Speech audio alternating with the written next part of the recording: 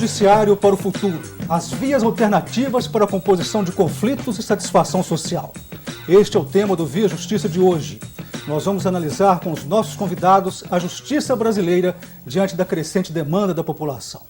Participam deste programa o desembargador Dorgal Andrada, integrante da 4ª Câmara Criminal do Tribunal de Justiça de Minas Gerais, e o presidente da OAB de Minas, Luiz Cláudio Chaves. Numa parceria da TV Assembleia com a Mages, Associação dos Magistrados Mineiros, está no ar o Via Justiça.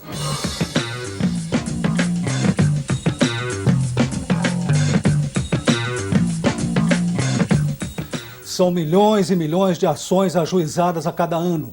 Ao longo de 2008, 70 milhões de processos tramitaram na Justiça do país. Os dados são do relatório Justiça em Números, do Conselho Nacional de Justiça. Segundo o CNJ, a Justiça brasileira gastou só naquele ano 33 bilhões e meio de reais. O olhar crítico da sociedade reclama: a Justiça brasileira é cara e morosa.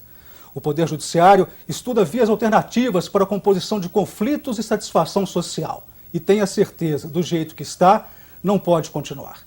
É isso mesmo, desembargador Dorgal? Não, eu concordo. A justiça é morosa, mas também não é só no Brasil, a morosidade.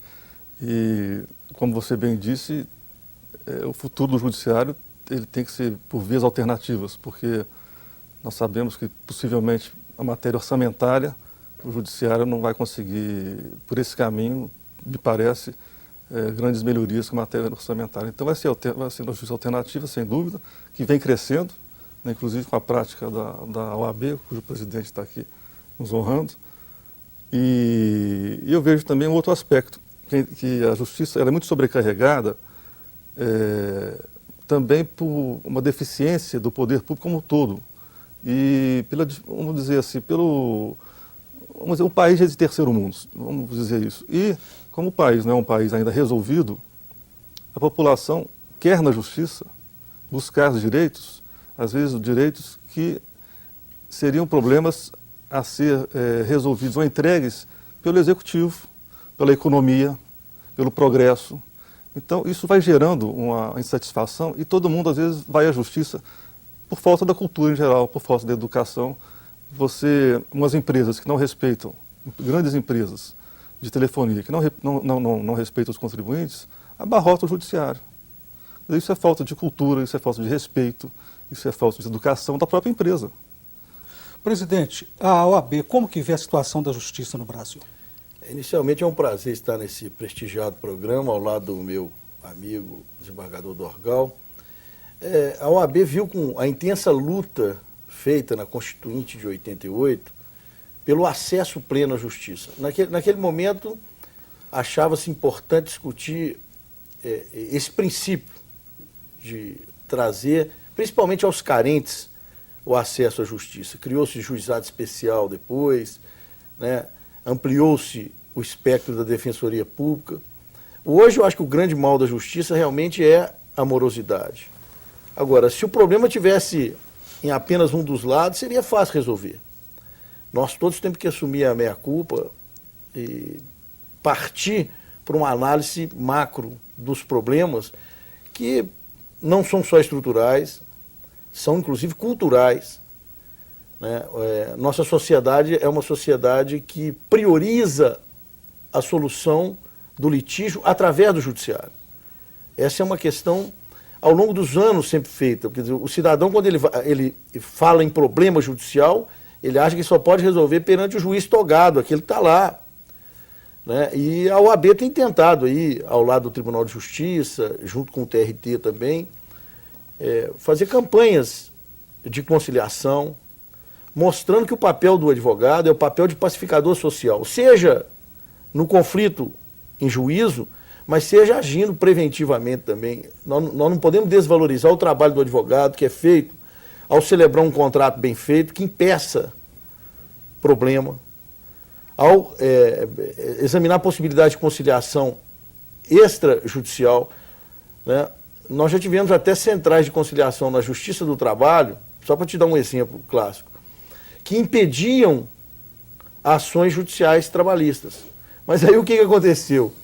Eles aquelas varas que eram criadas, que tinham uma diminuição do número de processos, pensava-se até em extinguir a vara, porque a solução extrajudicial estava funcionando. Então, quer dizer, no Brasil, eu acho que um dos grandes problemas é o seguinte: quem trabalha muito e de forma eficaz, ele não é muito valorizado, né? Vamos imaginar um juiz que trabalha intensamente, tem 10 mil processos. Ele trabalha, está dando conta da maioria dos processos. O nome dele, muitas vezes, não é difundido na mídia, perante a sociedade.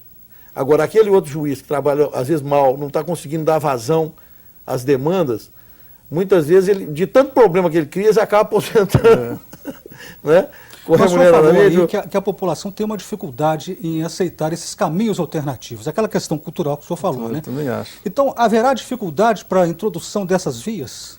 Mas aí, na linha que o presidente falou, nós temos, no sentido macro, no sentido de justiça, que aí envolve os operadores, o advogado, o delegado, o defensor, o Ministério Público, o juiz, nesse contexto macro, acho que a legislação, no futuro, né, ela vai ter que obrigar a só permitir se procurar o judiciário depois de efetivamente ter tentado uma solução numa junta de mediação e conciliação ou num escritório credenciado, porque do jeito que está, todo mundo vai ao judiciário, todo mundo, a hora que quer, com pequenas demandas que não se justificam. Alguns estados americanos, inclusive, para se propor uma ação de família, uma ação de divórcio, por exemplo, a mediação prévia num escritório de advocacia é obrigatória. Ou seja, um terceiro neutro convoca os advogados das partes e tentam mediar. Então, pelo menos provar que se tentou a mediação. Para cuidar de milhões de processos, o país conta com pouco mais de 15.500 magistrados. Além disso, estudo do Banco Mundial, que analisou o judiciário de 11 países, revelou que o Brasil é o que possui menos juízes por habitantes. O aumento do número de juízes seria também solução? Eu acho que uma solução paliativa e momentânea. Porque a questão não é a falta de juízes apenas. A questão, como ele bem disse, o presidente bem disse, a questão é às vezes de mentalidade cultural. Nós temos que quebrar isso. Nós temos o latino, sobretudo o latino, e aqui no Brasil também mais ainda, nós temos o hábito de querer que o poder público faça aquilo tudo para a gente. Então não há iniciativa privada, né? Não há a credibilidade, é muita desconfiança. Então você quer procurar o delegado, você quer procurar o prefeito, todo mundo quer falar com o juiz, todo mundo quer falar com a autoridade pública. E isso, hoje em dia, isso não é mais possível, porque a população explodiu, também com 200 milhões de habitantes, com outras facilidades de comunicação, o país está muito fácil de comunicar, você tem que ver uma outra forma de vida.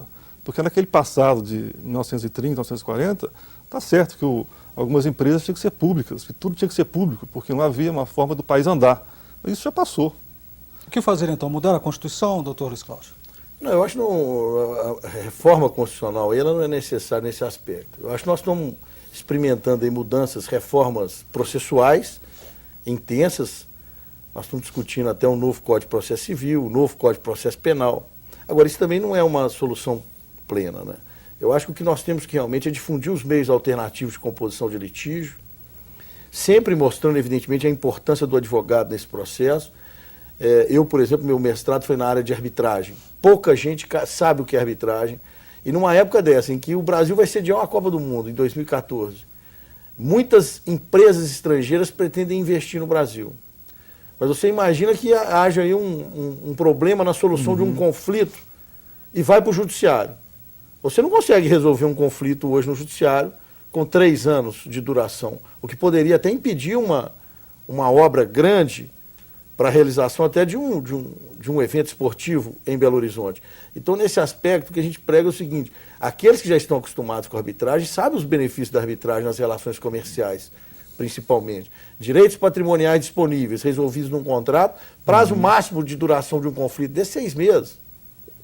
Então, eu acho que divulgar um pouco mais mediação, arbitragem e conciliação, acho que é uma alternativa boa. Nós vamos para um rápido intervalo, voltamos logo com Via Justiça.